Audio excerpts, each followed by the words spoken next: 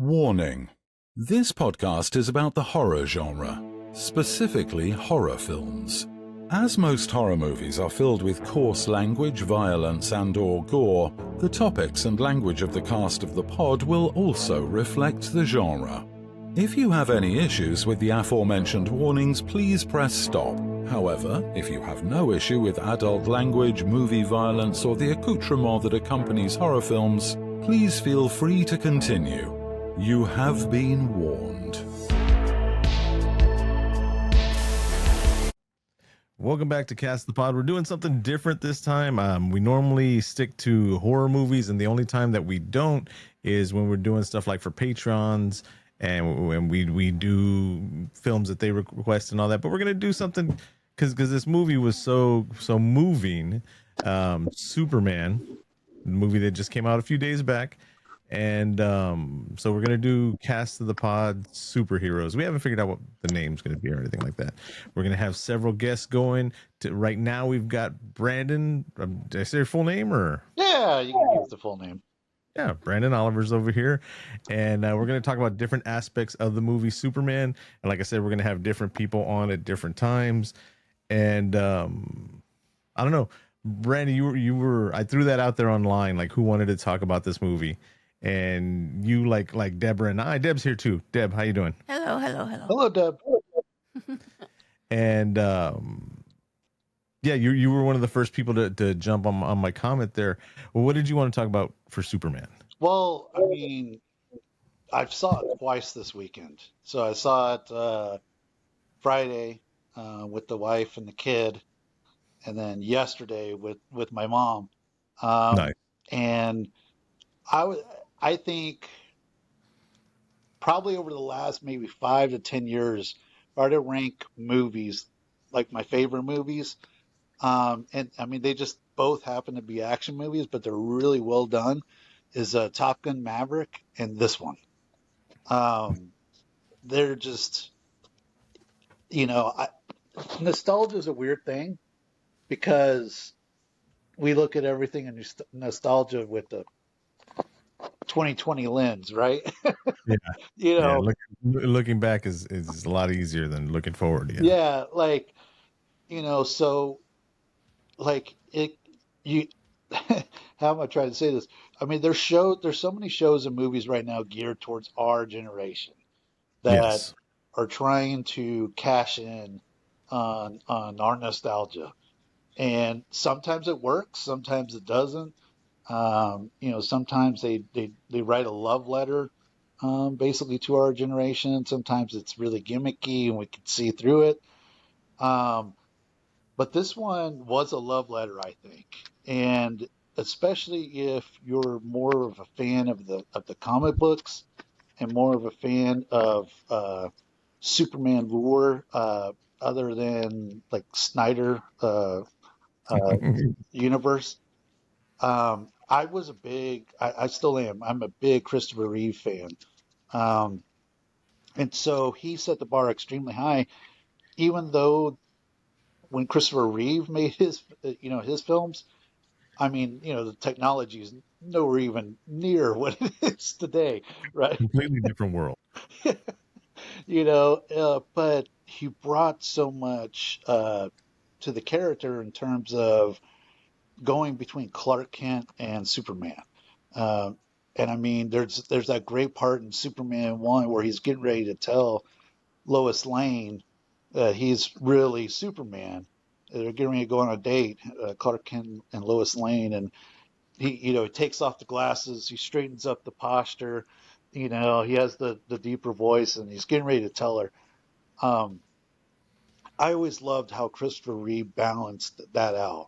And so with the subsequent Supermans, I felt like there wasn't a whole lot of Clark in it. And I don't mean Clark in terms of like the outfit and the glasses. I don't mean that. I mean the Clark that's like the farm boy that is now in Metropolis and trying to assimilate because he's really an alien, and trying to figure that out. Because not only is he an alien, but then he grew up in Smallville, and then he's trying to navigate Metropolis. which he is an alien of also, and in many levels in the character. Yeah. Now you got to be careful when you bring up Snyder, because there's the rabid internet rage monkeys that To I, be I honest, oh Snyder was not bad. Snyder was no, not no, bad no, at it all. was not bad at all. Real quick, just in case anybody hasn't figured it out by now, there will be spoilers as we talk about this. Yeah. Uh, I'll try to yeah. keep it spoilerless though. Oh, But on my side of it, it's gonna be spoiled. This film That's filled with that's spoilers. Castle Pod. Yeah. Castle Pod spoilers um all night. but I think Snyder was more I mean we all know it was darker and Henry Cavill did a good job, but I thought he wasn't Clark enough. I think Right. he was Superman. And he was Superman that was occasionally Clark that needed to be when he needed to be. This one was a lot more human that Christopher Reeve brought to the role the first time, where it's more about the humanity and more about the kindness and the hope. I mean, the big S on his chest stands for hope. And there's even key scenes, I think, in the film where they do a close up of his chest with the S of hope, and they're during scenes where you feel like hope is needed. Right. And they, that's why I say it's like a love letter, because I think James Gunn did a really good job, like looking for those little things, and using them in the right times. I mean, there was times I got choked up, like just just from the hey, I'm in it, I don't care. From him being Superman, Yeah, my Superman, our Superman. yeah. Like, Yeah. there were parts, because I think it's so appropriate for today. It reminds me a lot of when Ted Lasso first came out. When like, Which I still haven't seen yet. Sorry about that. yeah, this is the best show ever. But Ted Lasso came out during like COVID, and so that was a time where we were like going crazy. Everybody had an opinion. I mean, it was a crazy time, and we're still getting used to how we're communicating with each other, even in the post-COVID world and all that. And so when Ted Lasso came out, it was like, wow, an actual show about kindness. I didn't think that was possible anymore. I thought everything would be snarky and smartass, and which there's a need for that, but I just felt like it was overdone. And I was like, what happened to just basic kindness? What happened to just basic humanity, and believing in the best of people, and believing that we can do, we can be more than just our immediate surroundings, right?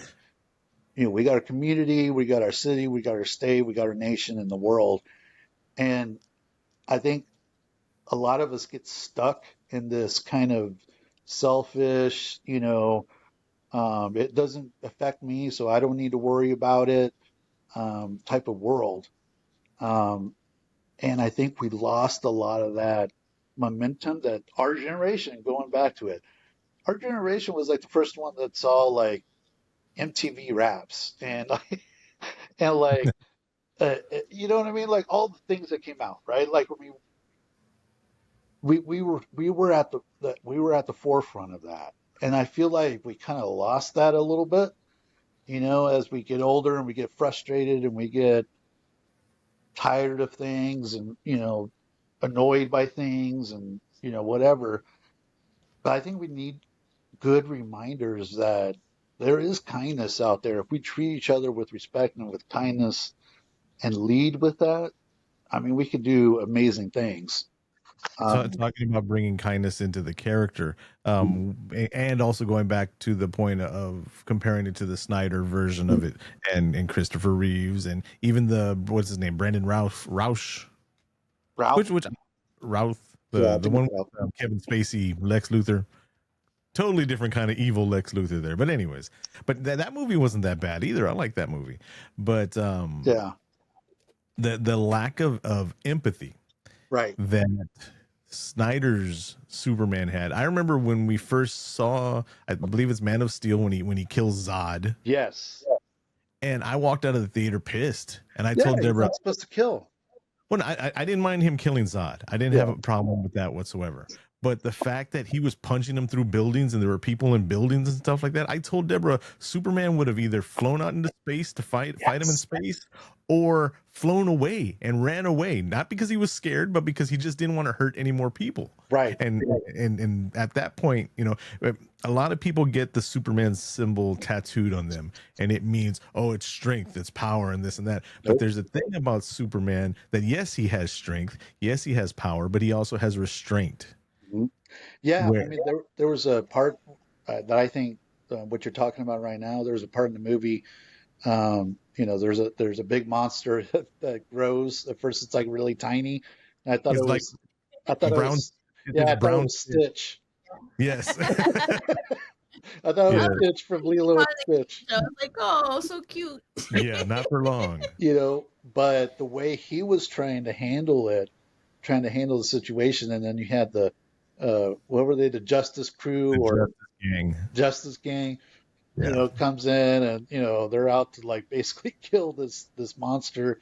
He wants to, like, you know, take it somewhere, get it examined, you know, all this other stuff, and you know, Or even youth, the way he said it, euthanize it in a less painful manner. yeah, he would say, he does say that, and he does say, you know, something to the effect of, "There's got to be a better way to do this."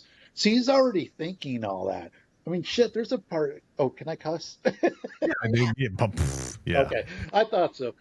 I mean, there's even a part where he saves a goddamn squirrel. Like, A dog with the kaiju. He saves the dog, he saves the lady, and then he saves the squirrel. yeah, When with the big Godzilla, not Godzilla, but the kaiju. Yeah. And that's one of the things. I mean, there's some people that are completely upset. One, that his underwear are on the outside. It's not his underwear. It's part of his uniform. It separates the colors. That's why the yellow belt's there. You know, but oh, you know, why did he waste time with the squirrel? Because he's Superman. yeah, They make fun of him in the comics. It's funny about all these people. Oh, well, that's not Superman. That's not how Superman is. But they don't know anything about Superman. Superman they called him a Boy Scout. they did. And Superman is so powerful and so OP, like they call it for video games, overpowered, that he needs his weakness. And his weakness is how good of a person he is. Yeah, And that's part of the character when you're writing. You can't just have, you know, I mean, everybody expects a Homelander. I don't know if you've ever seen The Boys or anything like that. yeah, But that's one of the things they liked about Snyder's Superman, the darker, broodier, meaner, more stoic Superman. right. And it's just like, that just wasn't my Superman. Yeah. And it's not just my Superman, just the 90, almost 100 years of writing of Superman, the majority of the time, that's how Superman's been portrayed up until recently, Right. you know. Yeah, I mean, if you read the comic books, that's how he lives his life. You know, his parents are, I mean, obviously they're a big deal, not just his biological ones, but his, you know, adoptive parents. You know, and there is a reason why he starts off. It's not just, you know, oh, it makes, you know, I guess for a good story. There's a reason why he starts off in Smallville, and then he gets those values and he gets that, you know, those beliefs and things like that, you know, from his adopted parents, from his community at that time, and then taking it to Metropolis. As we said, like, he's an alien, right? Like, you know. So there definitely wasn't a technical issue where I had to stop the whole thing and start everything. We have Aaron with us here now. Deb's still in the shadows. She hadn't set up her station yet. That's why she's not on camera. Yeah. It'll But get done one day. but Brandon and I were already talking about a bit about the movie. And Aaron, I'm not sure, but was it right now you just came out from the theater? Yeah, I Is just this the first time you've seen the movie? Yes, correct. Oh, okay, this is great. Brandon and I have both seen it twice, different locations, but we both saw it on Fridays, and then we both saw it again on Sunday. So it's there in our minds. We were talking about the aspect comparing some of the Snyder stuff to the newer version, and we were talking about the parents, how important it was where he grew up in Smallville, and one of the differences between the Snyder version, which being dark and brooding and stoic and and he's just a badass, muscles, and that type of thing, as opposed to this Superman now, who's the Boy Scout, who's the saving squirrels and saving dogs type of character. But I did want to point out to Brandon, there is an Elseworld version, a kind of like what if version in DC. I don't know if you're familiar with it, where he's I think it's Superman Red Sun, where he landed in the Kremlin and he was raised in communist Russia at the time. So it shows the difference of where he would have landed and how the character was. Yeah, it makes it. It's a big part of it. I mean, like we were just talking about, he's an alien that goes, that's an alien one place and an alien another. He's an alien that goes to Smallville and learns those values. And then he takes them to big old Metropolis and has to not only assimilate as an alien, but also take those values from Smallville and try to assimilate in Metropolis.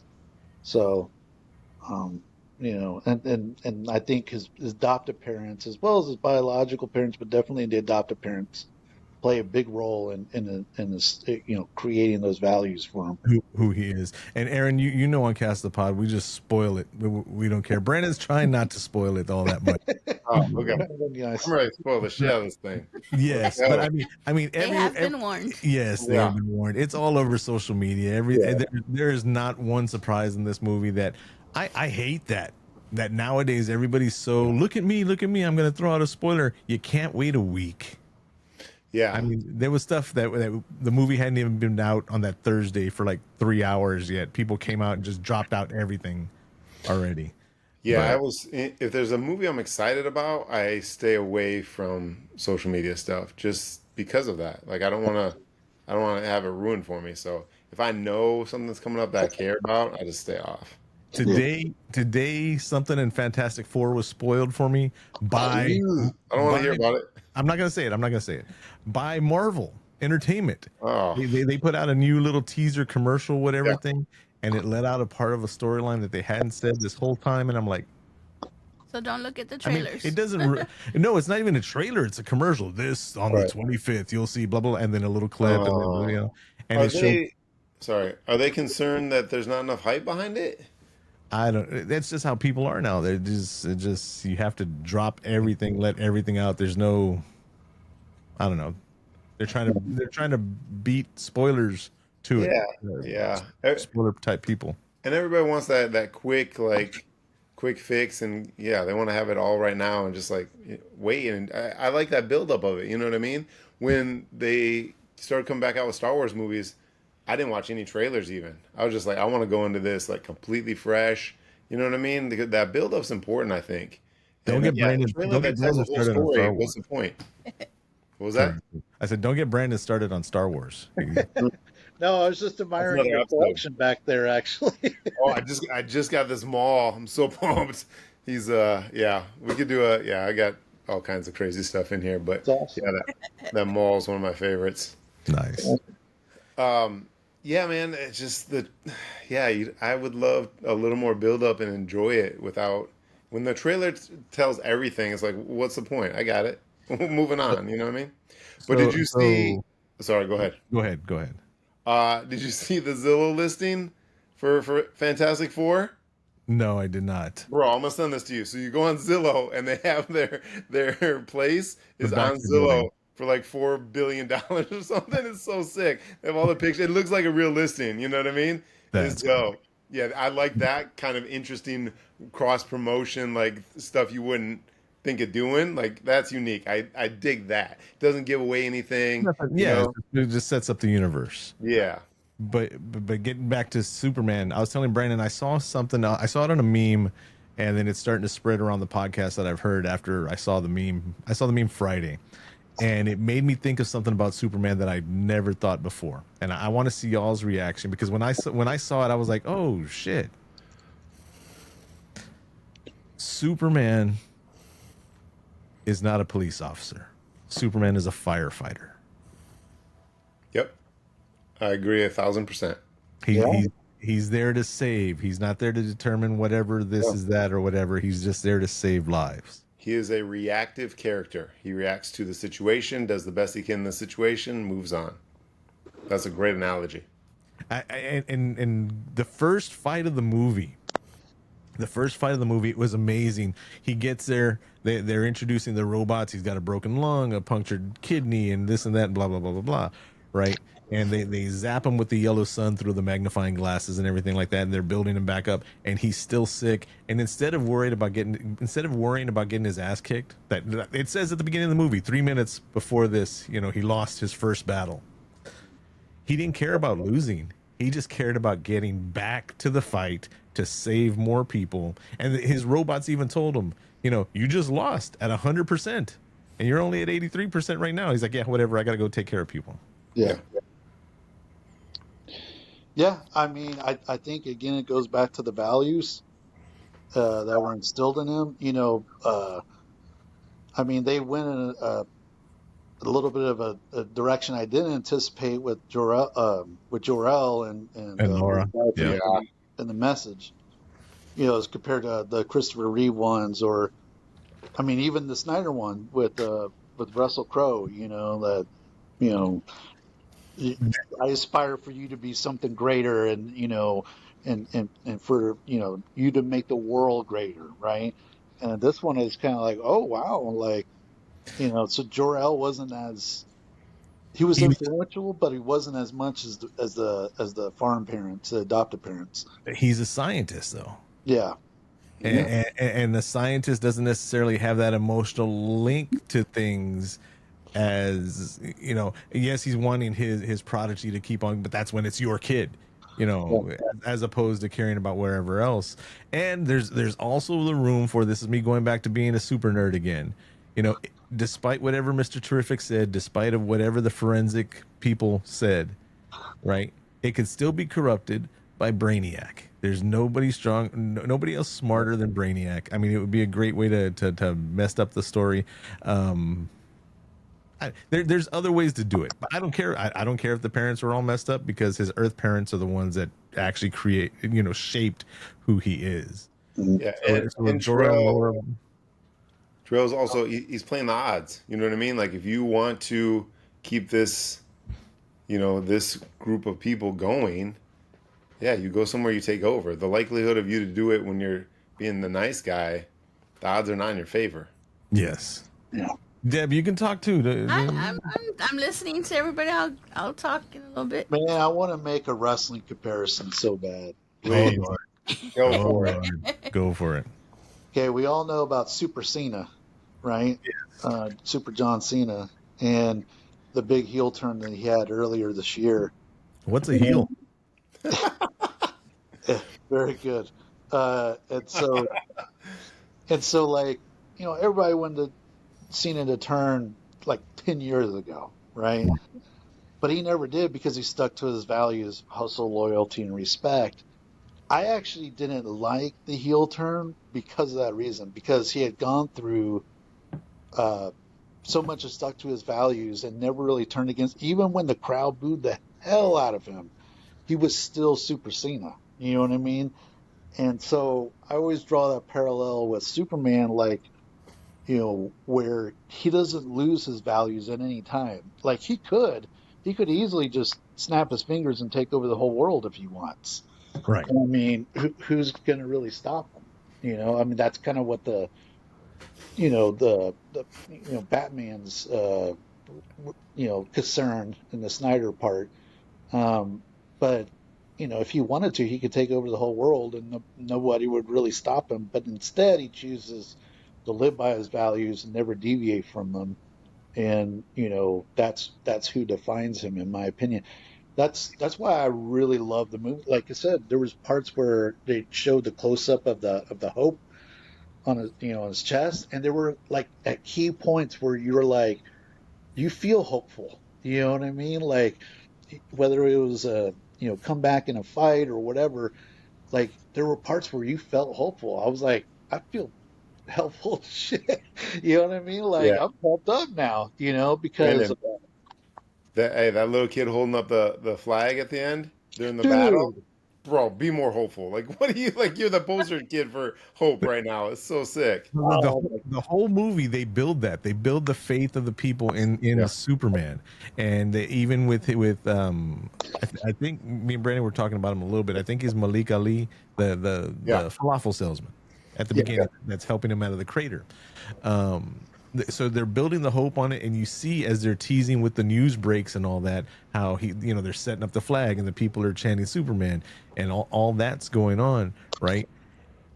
And the hope in the movie where it's like, how that's something that they've always tested in the Superman comics. How is he going to be in two places at once? And that's some of the things that people look for, little things to nitpick about the Superman character because he's so OP, so overpowered. Well, how come he's doing this, or how come he's choosing to do this and not this?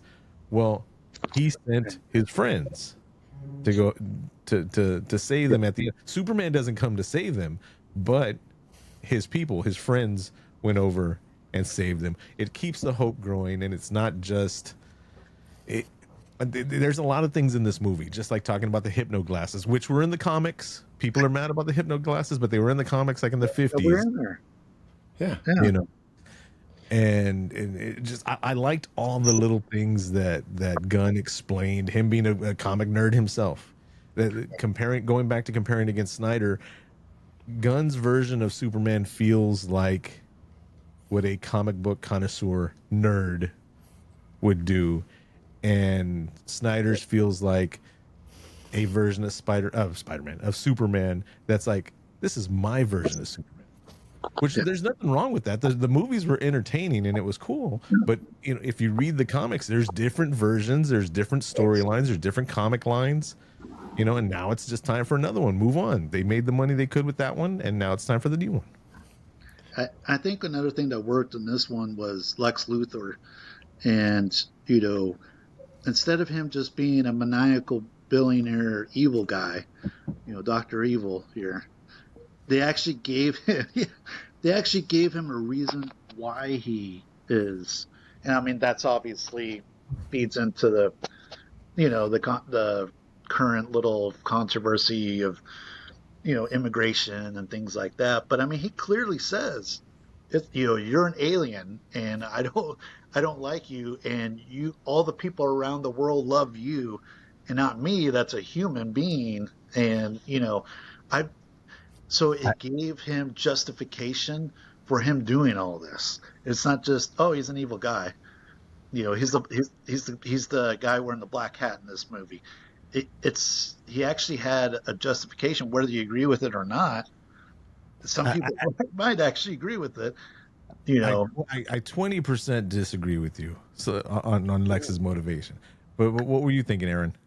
Oh, two things. One, I wanted to get into the immigration part, but we can just step back for a second because Brandon brought up, Cena, and I want to kind of bridge that to what you were saying, Josh, where one, the Peacemaker little show up was dope. That was super sick. But I those also guys are just feel mad like at me because I'm fucking jacked. That's what the best. But what I want to say too is I thought it was interesting because I feel like because the Peacemaker character's been so successful, I felt like they had the Green Lantern lean that direction. And I didn't really like that part of it because it was just like, come on, man, we already got this guy, and now you're going to do pretty much the same character in a different outfit. You know what I'm saying? Guy Gardner in the comics is the penultimate dick. Yeah. And I get that. It's just like, but also as many Green Lanterns as they are, did we need that one? Do you know what I'm saying? And again, that tells you how bad Earth is, because all the different quadrants of the galaxy have a different Green Lantern, and we got like 6 on Earth. That's true. That's true. Earth is the bad neighborhood of the universe. Yeah, the ghetto of I don't know. We're the hood of the universe, though. Yes, right. No, but just the little 20% that I was pointing at Brandon with right now. I think he's using the Lex, not people out in the social media world or anything like that. Yeah. I think Lex was using the alien excuse just as an excuse because he wants to be the center point. He points out, for months you've been the focal point of the news and this and that, blah blah blah blah blah. Lex wants to make the world, his way, and only him. And the fact that somebody else is making the world better and it's not him and it's not his better is, I think that was the. I agree.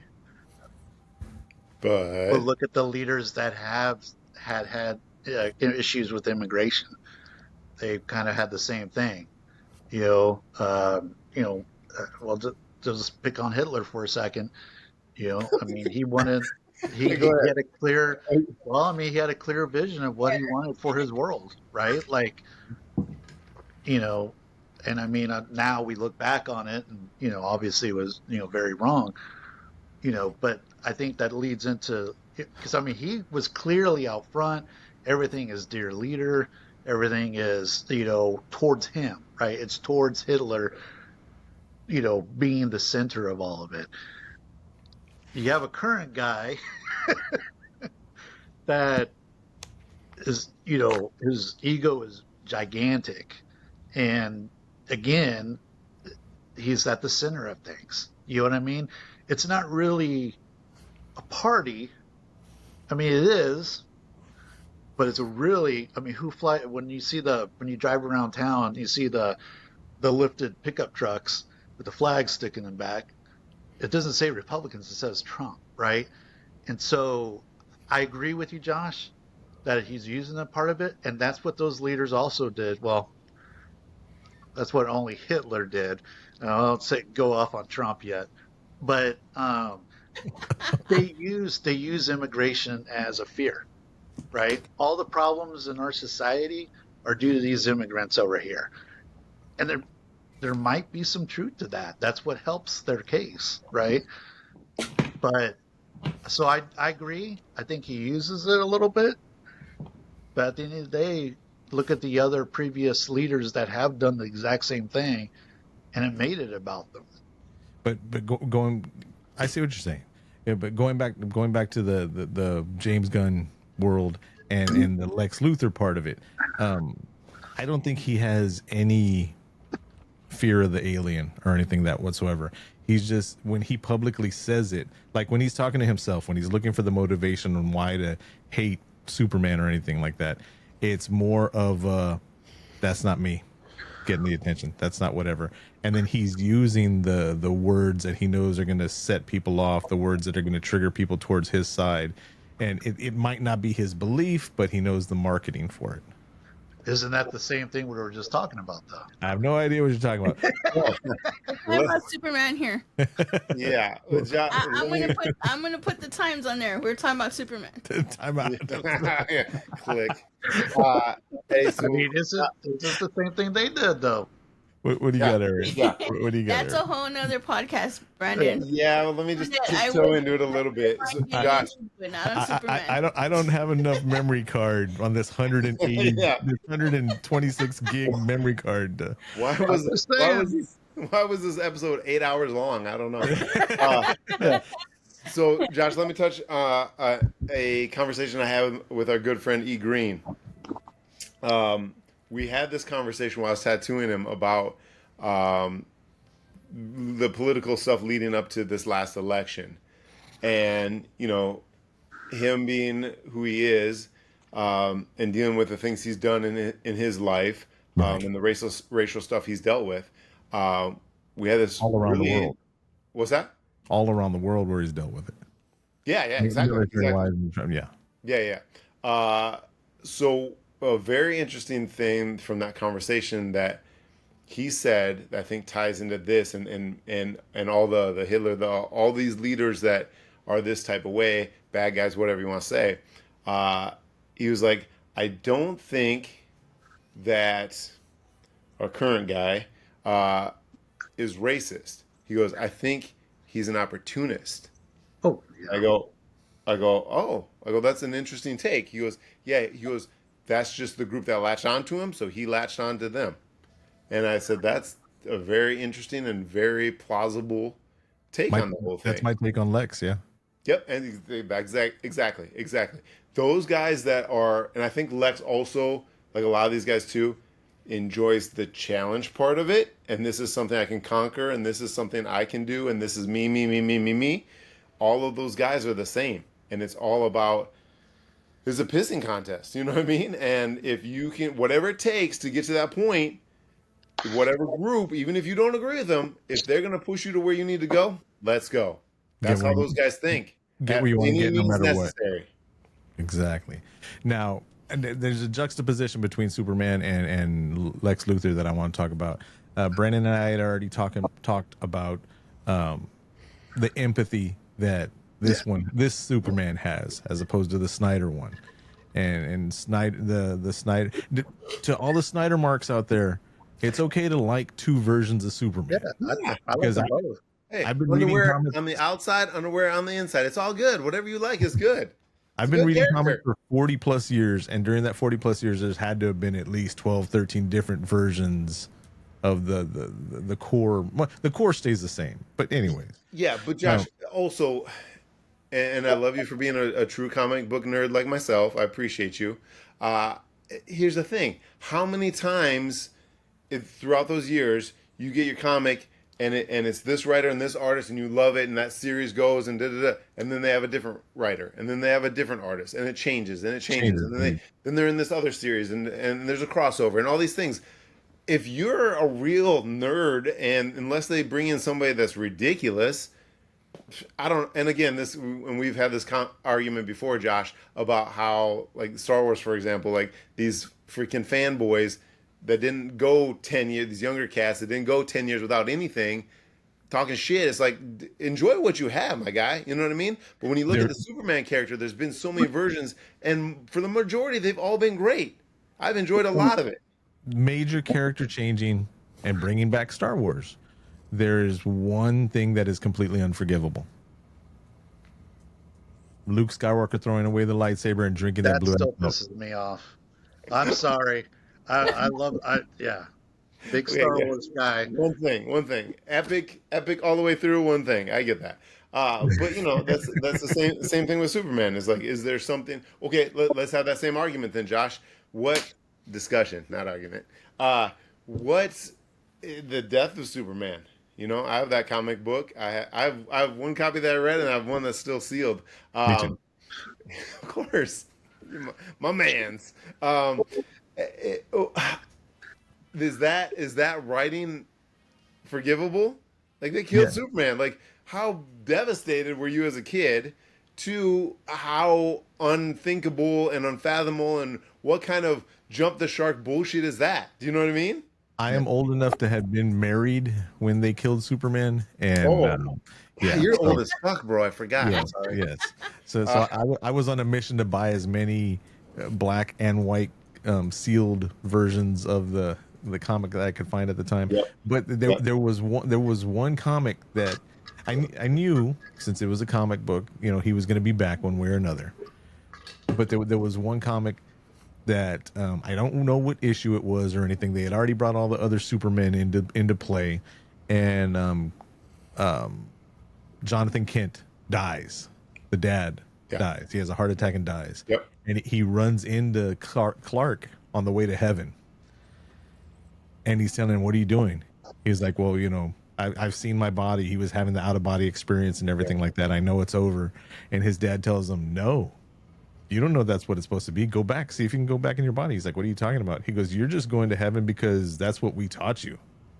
We don't really know what you are. You don't really know what you are. Try to do something. You know, I'm going on my journey because that's where I'm supposed to go. You don't follow my journey because I only taught you what I know, and you're more than I know." Yeah. And then that's when he went back to his body, and that's when the Superman dressed in black came back to power himself up. And for me, that was like, oh, that's pretty cool. Different way to look at it. Yeah. And back to Brandon's point, it's like his parent. How dope is that bit of wisdom to go? Oh, we can go to heaven together. I can love you forever here in this place. But no, as the father figure. Not your true father, but your father figure. I'm telling you, hey, try this out because this could work. And that's incredible. And to Brand's point, like, those two people are so important to who that character is. And just like all of us, like for the most part, if you had parents that poured into you and taught you and or you have the opposite where you learn what not to do. But either way, it's like that. Yeah. That's a learning experience, and those two characters are so important to his story that they get overlooked sometimes. I wanted to ask Brian, and there was a juxtaposition we were bringing in earlier. I wanted to see how you reacted to this, bro. So my point that I was trying to get to about Lex and Superman. Superman's saving the squirrels. He's saving the dog. He's saving the lady. He cannonballs the kaiju and knocks it in. It falls into the building, but he still saves the building instead of letting it fall through it like the Snyder one would have done. Right.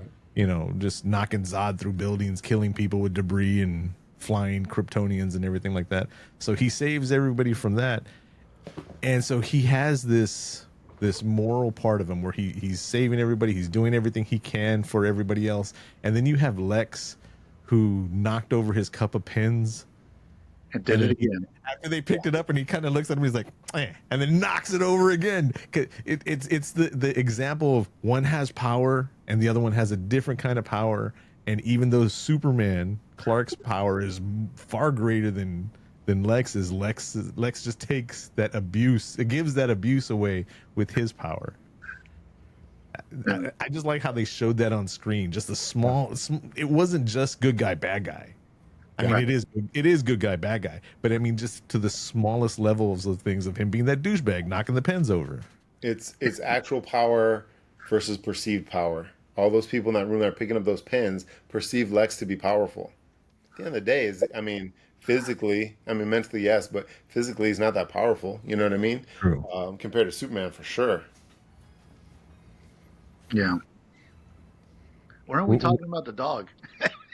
Okay. Because the dog is everywhere. The dog is great. There's nothing bad you can say about the dog. I heard a couple of people talk about, how come he's bigger in one scene and he's smaller in the other scene? It's a fucking alien dog. Yeah, he can do whatever he wants. He's dope as fuck. Hey, also, bad guys, do we not learn from John Wick? Like, if you fuck with the dog, you're gonna get it. So you didn't learn that. Do you want to tell them, Deborah? Or can I tell you? You can go. So when they break into the Fortress of Solitude, and the engineer hits him with that glob of nanites. Yeah. Right? Deborah grabs my arm and she goes, "If the fucking dog dies, I hate this stupid movie." Yes. Dude. Yes. I did. My mom had the same reaction. Yes. Hell yeah. She was like, "What kind of movie is this?" Yeah. Superman. I'm like, give it a second. Yeah. If the dog dies, we riot. Yeah, that was me. I was getting ready to stand up and walk out. Good for you, Deb. Good for you. I appreciate you. Gosh, if the dog dies, I'll wait for you in the car. That's not how you said it. The way I said it is how you said it. Yeah. The dog was great from the moment at the beginning, just pounding all over Superman and everything like that, and knowing no boundaries was just great. I forgot that this was James Gunn because even the squirrel made it. Yeah, animals don't die around James Gunn. Guardians of the Galaxy 3, when they Noah's Ark everybody out of the thing. Yeah. Did you I was see? like, oh, okay, whew. Well, there was a lot of parallel. I mean, it felt like it was Guardians of the Galaxy's type Superman, which was fine. I mean, I expected that going in, and I got it, and it was great. So, I mean, even down to where Mr. Terrific does the little shield bubble around Lois Lane, and they're playing a classic rock song while he's just, killing everybody or beating everybody up. Yeah. I mean, that's right out of Guardians of the Galaxy. Yeah. Even the camera angles as they were very similar. Moving around and I loved when he was looking at her and then he caught one of the little drone the T-spheres so he could fly up with it. He went up. That was pretty cool. I do want to say, if have either one of y'all seen X-Men First Class? Of course. Yeah. So Darwin was, what's up? There you go, Nightcrawler. I happen to have that on today. Going to a DC Darwin movie. was played by the same actor that played Mr. Terrific. Yep. And Darwin's only power is that his body evolves if he's in a life or death situation. so he can't die. And they killed him in the movie. So I'm glad he's back in a comic book movie playing such a badass character. Yes. I do want to ask though, why is he doing the voice of Robert Downey Jr., who's playing a guy that's playing a guy? 1,000%. But it's still so dope. Like he played that character very well, but he played that version of him for sure. Because he goes back and he has his regular voice and it's like, yes, definitely, you know, my friends, everything's going to be like that, blah, blah, blah, blah, blah. And then all of a sudden he's like, I'm Mr. Terrific, damn it. Yeah. And no, that's not making any type of stereotypical voice. That's doing the Robert what Downey he did. voice, doing the voice of another guy that's playing the guy. That's the old argument. Could you make Tropic Thunder now? There's no No. way, right? No. There's no way you get away with that now. Just to throw this out there, he was also a badass character in Twilight. Oh, yeah, he was Laurent in Twilight. There are no badass characters in Twilight. Thank you very much. Oh, don't get her started. I know it's a point for her. I was poking the bear a little bit. Pokey. Hey, I will argue the point, and Brandon and I kind of talked about it. Patterson version of the Batman was decent. Surprisingly so. Yep. But that is they said they're going to continue with those versions as an Elseworld, as not part of this universe or anything like that. There's 2 more Patterson movies coming out. Yeah, and I dig that. And I think the last scene where they lean that direction, I like where that could go. Yeah, I dig that. Also, I don't think he's a bad actor. I think he's a good actor. He just got put in a shitty movie. He was a bad Bruce Wayne, a good Batman. But a in good my Batman. opinion. Yep. But we're talking about Superman here. We're talking about Superman. Back on track. So going back to the Guardians of the Galaxy. Going back to the Guardians of the Galaxy. Don't start. Deb. That's gonna be a second Aaron. podcast y'all are getting me into. Stop. Politics and Twilight. And politics of Twilight. But no, I'm here for it. So many of my brothers, my friends, and like close friends, I've had to hear the shit of, oh, well, he's wearing a Guardians of the Galaxy jacket. I hate the uniform or whatever, blah, blah, blah. Sorry, my friends. But I didn't realize a guy's outfit was that important to y'all. And Underwear argument. I am speaking to. I'm not judging anybody. However you want to be, that's fine. That's. I'm just talking to my apparently closeted friends that are worrying about a man's outfit more than anything else. But my point being, and especially with Brandon working around wrestling and we're around bodies and in shape, out of shape all the time, and then Aaron working out all the time, and you were in the business as well years ago. But Superman does not need to be jacked like Henry Cavill, because he is an alien that has alien strength, and there is no gym in the world that's going to give him a 12-pack of abs, because he can't work out the way to whatever. He has alien strength. Them abs sell tickets, baby. Sell them tickets to get in the theater. Come on, Yes. bro. Abs look good on a flyer, definitely. But I'm saying Superman does not have You got to sell these posters, bro. jacked. Get them up on the wall. I do. I see I'm both sexy sides. Superman, okay? Sexy Superman's better. But no, you're right, Josh. I get your point. I see both sides. I mean, how many girls went because Henry Cavill didn't wear a shirt in some scenes? But then you look at Christopher Reeve, and who I think is the ultimate Superman. Agreed. And I mean, he's tall. He's not out of shape. I mean, he's not super muscular. He's in shape. I mean, it looks, but it's not they could have got Arnold Schwarzenegger during that time, or Lou Ferrigno, or some other big guys during that era. Right. But they went with Christopher Reeve, and I think that was, I mean, obviously it's a great choice because it's legendary. But they went with a guy that, I mean, he's definitely above average, but he's not super jacked, and so. Christopher Reeves is 6'4". David Cornsweet, 6'4". He's not jacked, but he's 96% of the population. Well, I would say 90. I think he had that look of the 70s and 80s where it wasn't all about muscle. I mean, eventually became muscle because Arnold Right. Schwarzenegger and Stallone. Oh, I'm talking about corn spit. But, you know, at that time, like being well-defined muscles and stuff like that wasn't really a thing really until like pumping iron and that whole lifestyle started to come out. You know, if you look back at like the men in 50s and 60s and 70s, you know, Rock Hudson, stuff like that. I mean, they weren't super jacked, right? And the leading men and the tough guys of the 60s and before were the guys that wore their pants over their belly button. With yeah, you know, I mean, I think too, like, it has to fit with Clark Kent. right. So if Clark Kent is super jacked, even if he had bad posture and all that other shit, I mean, you're gonna be like, what? Have you ever seen the Saturday Night Live skit where The Rock plays Superman? And he's got like obviously his Superman suit Hanging out on. And they're all like, yeah, we don't know who you are, you know what I mean? Have you seen the meme with Zoe Deschanel? No. Like the difference between her with glasses and different without. bags? It's wild. Bro, I can believe it then. That's when you know they're all Katy Perry clones. The government.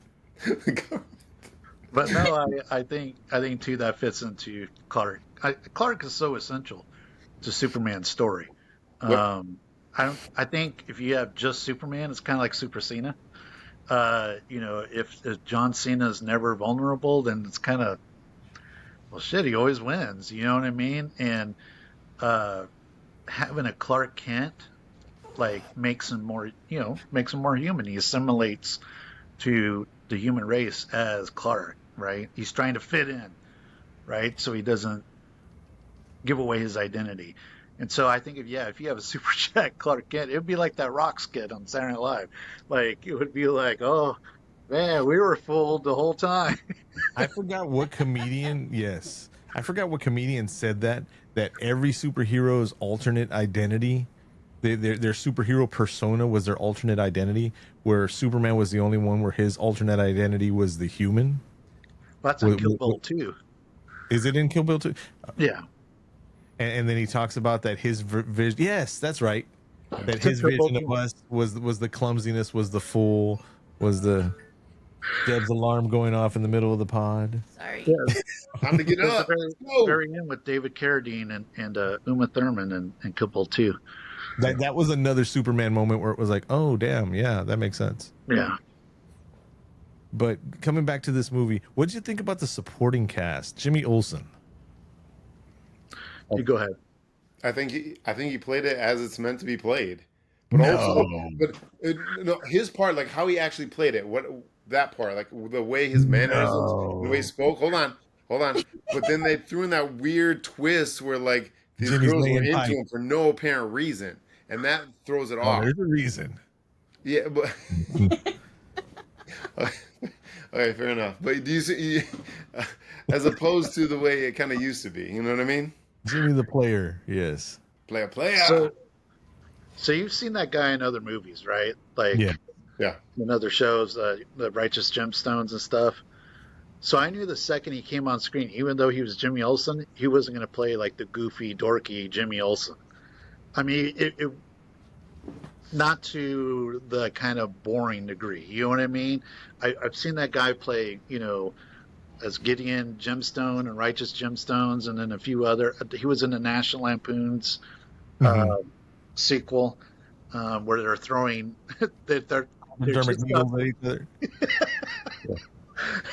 You know, it's so I've seen enough of that guy to know what his skill is. I want to see his black book, like how he has. He was very George Costanza for me. Yeah. When he had the mutant toes written on there, and I was like, how is he going to describe each one of these girls? Because they even had the post office, the mail office girls that were up there, like trying to talk to him, and then everybody was like, "Oh, it's Jimmy," you know. Right. It was a different take, but I knew as soon as that guy came on, I mean, I was familiar with his other stuff. I was like, he's not going to play I forget the actor's name with the Christopher Reeve version.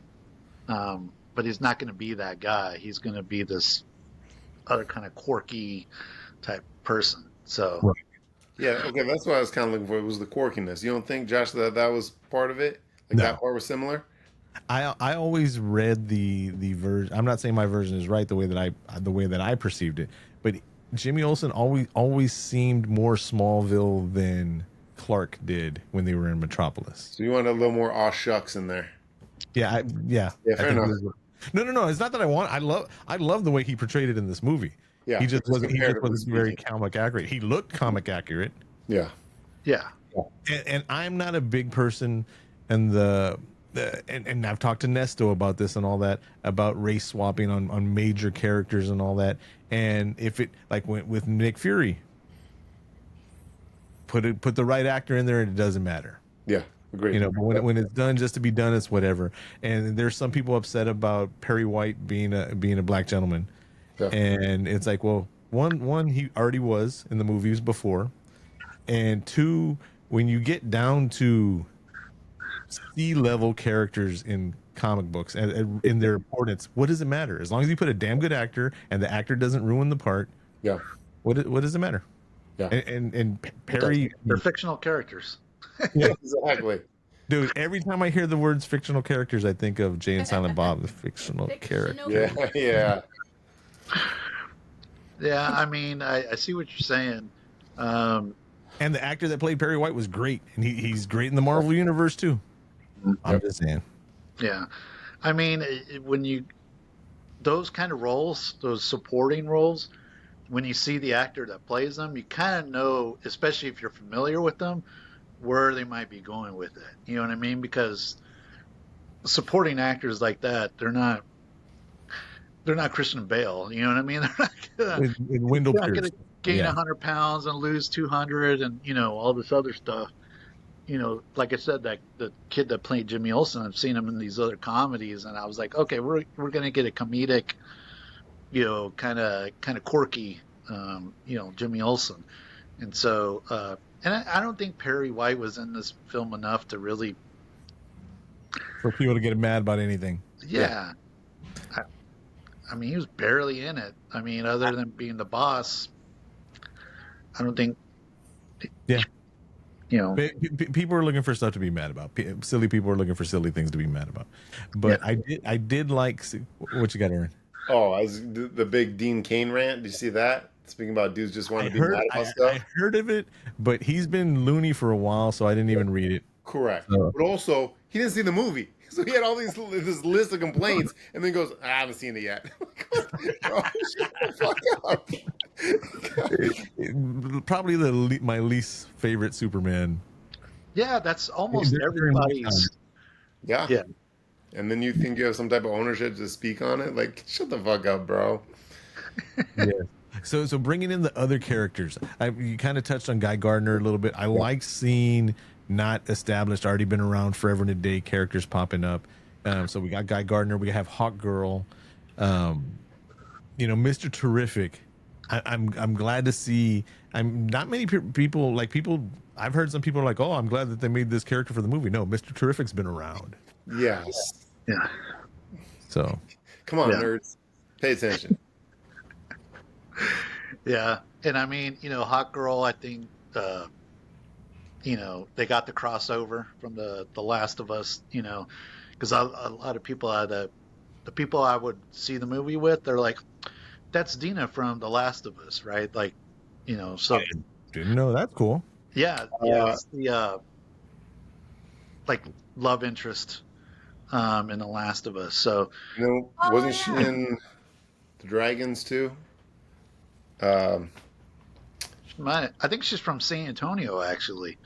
It's like Isabel. I forget what her name is, but she's a love interest. On a dragon show too. Yeah, that's cool. But she's been around.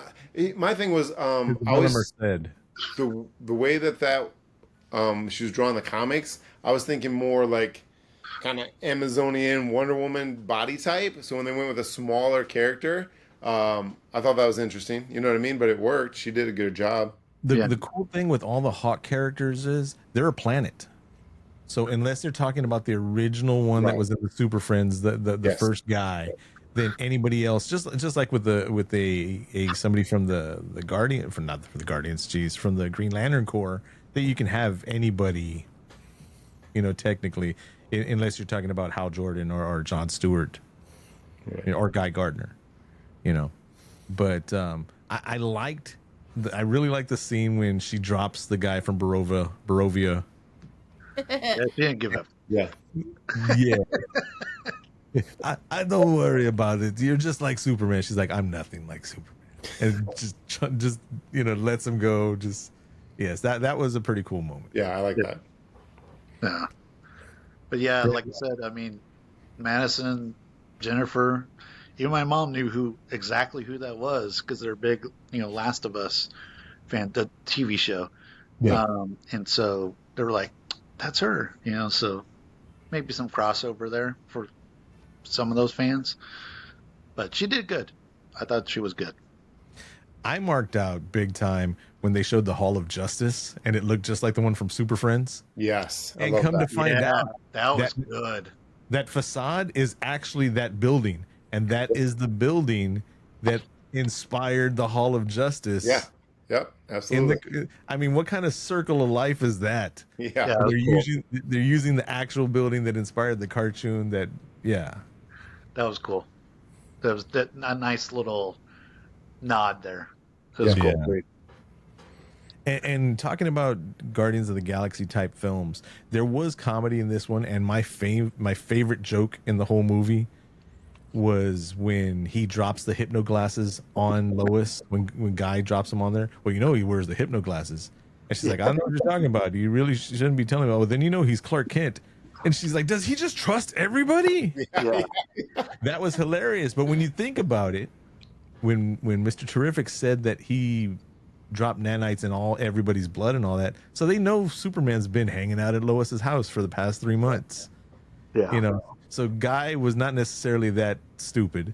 Yeah. They already knew. Yeah. Well, even the Daily Planet folks. How long have they been hooking? How long have they been hooking up? Yeah. It's cute.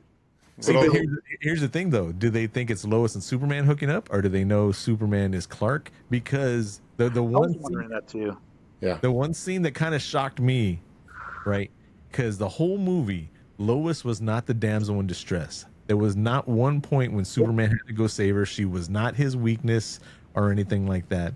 But there was a scene when he was in the little pocket dimension prison, and Lex says, I'll go kill your reporter friend. And I was like, here it comes. Here goes Lois. The one that you do all the interviews with, Clark Kent.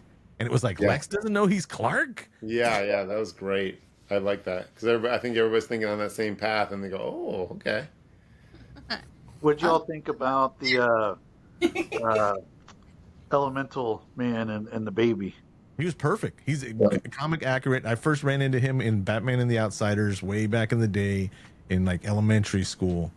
And Rex, he wasn't, I never heard of him as the Element Man as a kid. I always heard him as Metamorpho.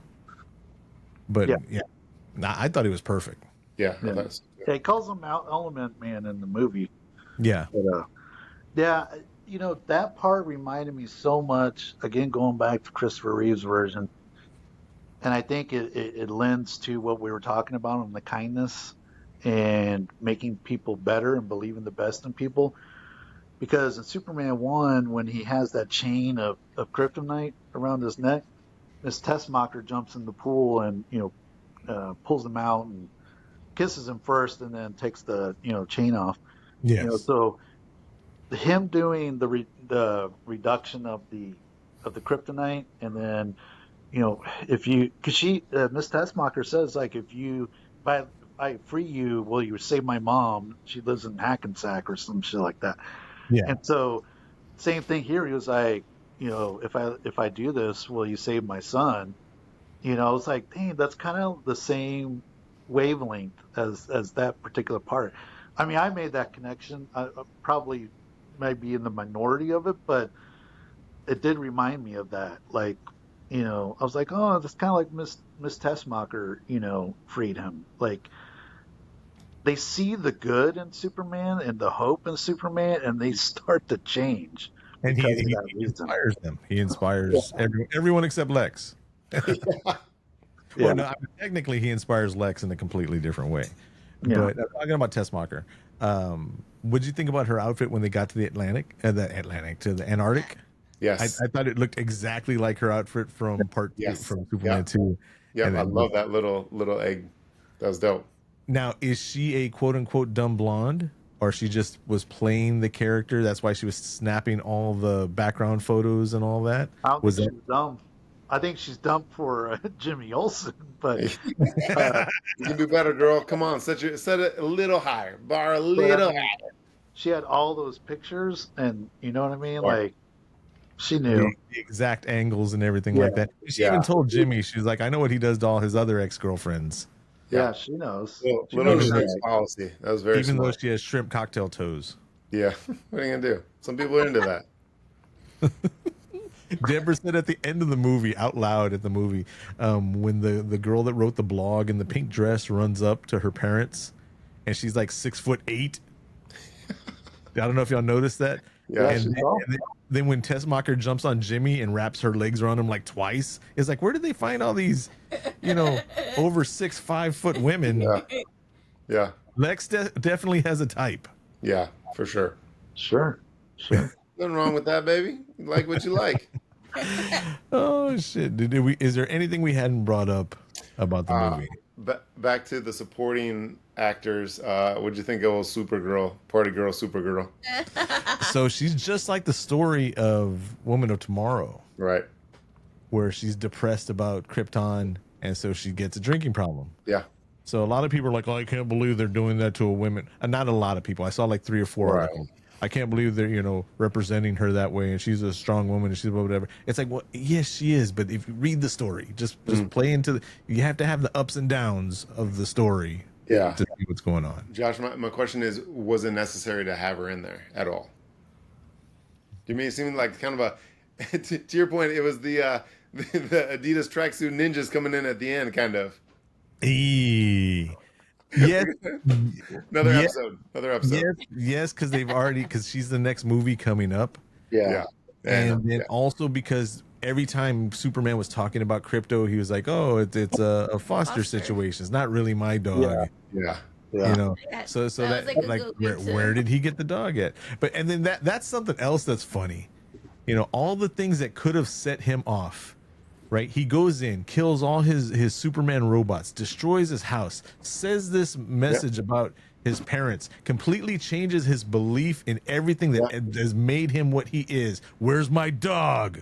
John Wick, baby. Yeah. There's listen, I've had a lot of dogs in my life, and there's something, and I think that, and James Gunn talked about he made that dog similar to his dog. He scanned. He literally made 3D modeled after his dog. And If you're a dog, dude, I'm telling you, there's nothing, man. There's not. When I was in college, real quick, Josh, 'cause I know you'll appreciate this part. When I was in college, one of my minors is in athletic training and administration, and I needed a summer class to keep my scholarship, and so I take this with this coach who every level, from the little kids all the way to NFL. He was coach for the Minnesota Vikings, coach at my university, everything. This dude was amazing. So one day we're in class halfway through, and he goes, "I'm gonna tell you the secret to coaching." Everybody's got their it's back in the notebooks and pens day because I'm old as fuck. Everybody leans up, right? They're all ready to write this down, right? He goes, "Get a dog." This dude had been this is the magic thing. Get a dog. This dude had been divorced like 4 times. He goes, "Man, you come back from a bad loss. That wife don't know nothing about that, but that dog comes over, licks your face, loves you no matter what." I go, that's the key to life, baby. You have that one dog that loves you unconditionally. Superman had that, even if that dog was a shit. Like, that dog was horribly behaved. Well, Still, it's a beautiful little friend. You know what I mean? We have a Destructo dog here in the backyard that Deborah has. But look at how we said no more dogs, right? And then we go over to our friend's house yesterday. Now we're probably gonna get another and damn dog. and he has a husky that I love. I love this dog, right? Not even my dog, but every time we go over, this dog, and she had puppies. And yesterday I played with the puppies, and this one picked me. Oh, Josh, you getting a dog, bro? The dog picked her. Yeah, no, I got no choice. And like we were walking. We were walking. We got to the fence, and then I looked down, and the dog's following me. So that's neither here nor there. But no, I mean, of all the things, he was like, he didn't come out and say, Lex, how did you break my DNA code into my house? How'd you figure out where I live or anything like that? So where's the dog? Top of the list, baby. Top of the list. And then, you know, he even tells him it's not really my dog. How's that going to mess with Lex's mind? He's like, wait a minute. You know, I thought I was going to set you off with this, and this, and you're just mad about the dog? It's not even your dog. That doesn't make the love any less, bro. Yeah. But that shows you also what kind of Boy Scout he is. That was his responsibility. And, you know, he didn't want to hurt his cousin. He had the affection for the dog, but then he didn't want to hurt his cousin either. Yeah. And Lex was like, I don't know what you're talking about. I don't know about a dog. And then he says it whispering. Big dumb dog, stupid cape. Hey, I'm getting ready to lose you. I'm on like 4% battery.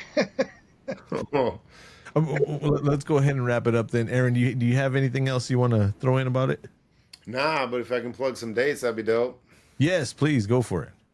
So I'm gonna be at Long Beach tattooing this weekend. Coming up, it's pretty booked up. I got a couple spots though, so if you're in Long Beach, you can swing by, check it out. And then I'll be in Arizona. The Gila Tattoo Convention in boom, boom, boom, boom, boom. The first weekend in August. So 1st, 2nd, 3rd, the Gila Tattoo Convention. So those are my next, and then West Virginia in October. So those are my next travel dates. Art by Aaron W. on Instagram. Check out my stuff. I'd appreciate it. As Art always. by Aaron W. What was the? Well, nah, we won't bring up the original one since that one. Man, that was not around no more. Yeah. These fucking hackers, bro. Yeah, I was up to, I forget, like, I can't remember how many thousands and thousands of followers, and then just start over, bro. And I've never gotten back in the algorithm the same way. Like, I had it dialed in, bro. It's just like popping, and you know, it is what it is. But our industry, tattoo industry, lives on Instagram, so you gotta do what you gotta do. And you know, I'm very blessed, man. We go to these conventions, I always do well. Give me a bunch of really cool people, and you know, so it's all good. Awesome, Brandon. You want to throw any socials out there? Nah, I'm good. Hey, as a wrestling guy, you don't want nobody coming for him. Brandon's like, nah, none of your people aren't my people anyways. What's the point? You know? That's very Lex of you. But That is. all right, y'all. So we're gonna go ahead and wrap this up. This is a short discussion, something we wanted to do differently. Man. Dramatic exit, love it. Stop, Brandon. Man, that dude is wrestling to the core, bro. He wasn't gonna just like, oh, we're done, goodbye. He's gonna be like, peace.